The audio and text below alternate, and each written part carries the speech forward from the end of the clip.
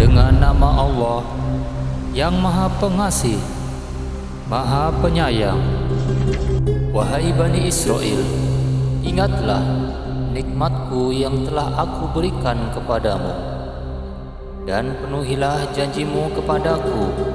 Niscaya aku penuhi janjiku kepadamu, dan takutlah kepadaku saja, dan berimanlah kamu kepada apa Al-Quran yang telah aku turunkan, yang membenarkan apa Taurat yang ada pada kamu. Dan janganlah kamu menjadi orang yang pertama kafir kepadanya.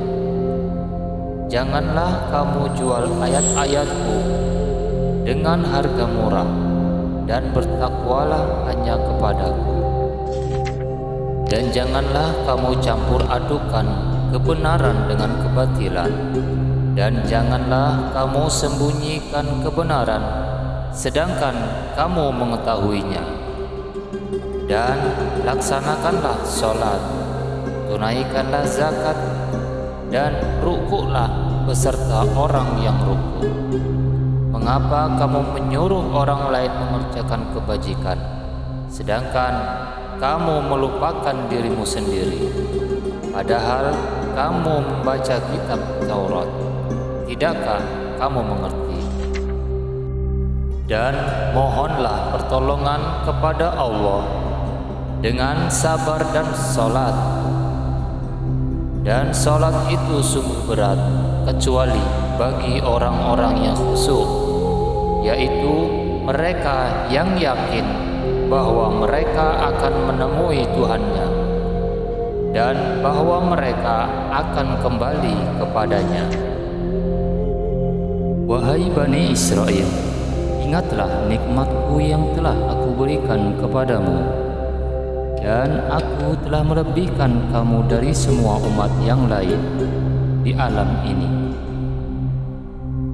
Dan takutlah kamu pada hari ketika tidak seorang pun dapat membela orang lain sedikit pun, sedangkan syafaat dan tebusan apapun darinya tidak diterima, dan mereka tidak akan ditolong.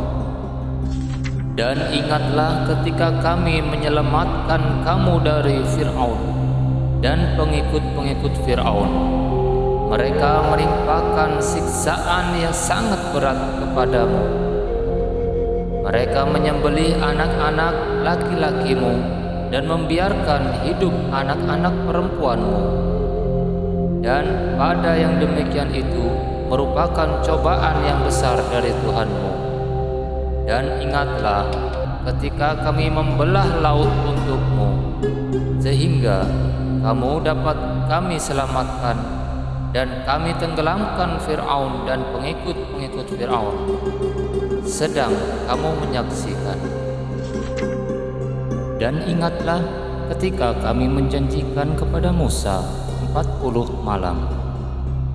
Kemudian kamu Bani Israel menjadikan patung anak sapi sebagai sesembahan setelah kepergiannya, dan kamu menjadi orang yang zalim. Kemudian kami memaafkan kamu setelah itu agar kamu bersyukur. Dan ingatlah ketika kami memberikan kepada Musa kitab dan Furqan agar kamu memperoleh petunjuk.